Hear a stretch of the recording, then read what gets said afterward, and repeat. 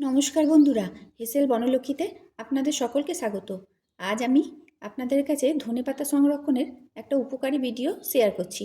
আশা করি আপনাদের ভিডিওটি খুব কাজে লাগবে। ধনেপাতা সংরক্ষণ করার জন্য এখানে আমি 1 আঁটি ধনেপাতা নিয়েছি। প্রথমে আঁটিটা খুলে আমি ধনেপাতাগুলো বেছে নেব। এখানে 250 ধনেপাতা আছে। এই ধনেপাতার মধ্যে অনেক রকমের শাক ধরা থাকে, তাই আগে শুধু পাতা কটাকে বেছে নেব। আঁটিটা খুলে আগে শুধু পাতা কটাকে এভাবে বেছে নেব। ধনেপাতা খুব সস্তা, কিন্তু এই ধনেপাতার দাম অনেক বেড়ে যায়। গরমের সময় এই ধনেপাতা 300 টাকা কেজি হয়ে যায়। তাই এটাই হচ্ছে ঠিক সময় ধনেপাতা সংরক্ষণ করার জন্য। তাই আপনারা এইভাবে ধনেপাতা সংরক্ষণ করে রাখতে পারেন। সারা বছর ধরে ধনেপাতা খাওয়া যাবে। ধনেপাতার গাছগুলো শুধু বেছে নিলাম, অন্য যে সমস্ত গাছ ছিল সেগুলো বাদ দিয়ে দিয়েছি।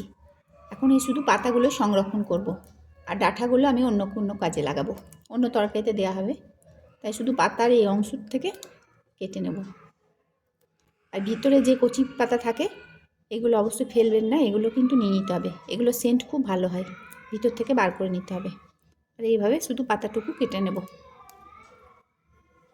সব ধনেপাতাটা বেছে নিলাম। এখন এটা খুব ভালো করে ধুয়ে নিতে হবে।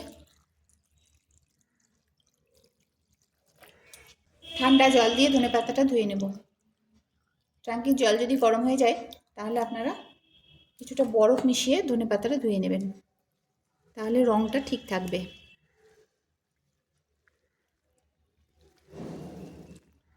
খুব ভালো করে 2-3 বার ধুয়ে নিতে হবে, যাতে একটু কাদা না থাকে। ধনেপাতাতে খুব কাদা থাকে। জল পাল্টে পাল্টে 3-4 বার ধুয়ে নেব।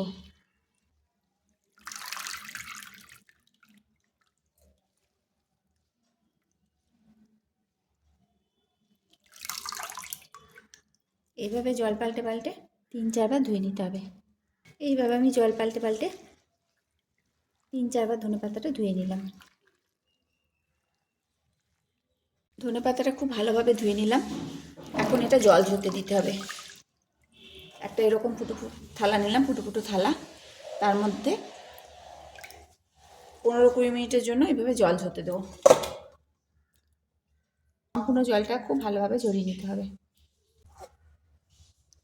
ধনেপাতা থেকে সব জলটা ঝরে গেছে, দেখ কতটা জল বেরিয়েছে। এখন একটা শুকনো কাপড় দিয়ে ধনেপাতাটা মুছে নেব। ওপর জলটা মুছে নিতে হবে।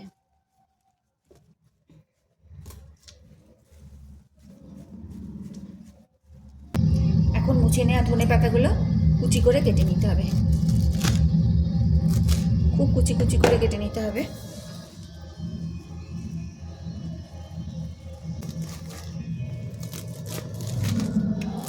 তাতে ধনেপাতাগুলো কেটে নিতে হবে।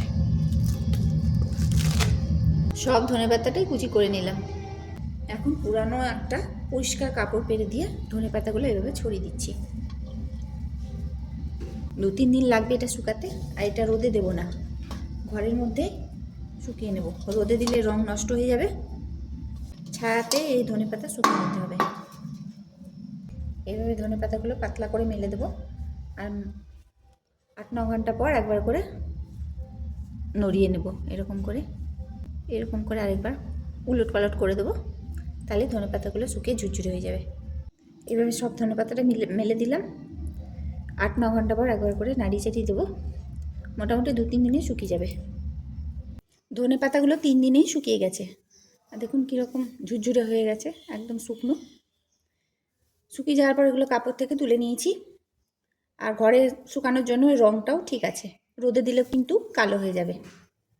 এখন কোনো সেন্ট নাই, কিন্তু এটা তরকারিতে দেওয়ার পর একটু ফুটে উঠলেই আবার আগের মতো সেন্ট ফিরে আসবে। এখন এগুলো একটা ক্যারিতে ভরে রাখবো। ক্যারির মধ্যে ভরে তারপরে এটা এয়ারটাইট কৌটোতে ভরে রাখবো। কোনো রকম ছত্রাক পড়বে না। আর এইভাবে ধনেপাতা শুকিয়ে রেখে দিন, অনেক দিন টিকে যাবে, সারা বছর টিকে যাবে। আর এখন ধনেপাতার দাম কম, তাই এটাই হচ্ছে ধনেপাতা সংরক্ষণের ঠিক সময়। এই সময় কম দামে ধনেপাতা কিনুন আর গ্রীষ্মকালে ইউজ করবেন। তবে মুখটা এইভাবে লাগিয়ে দেবো আর একটা কৌটোতে ভরে রাখবো।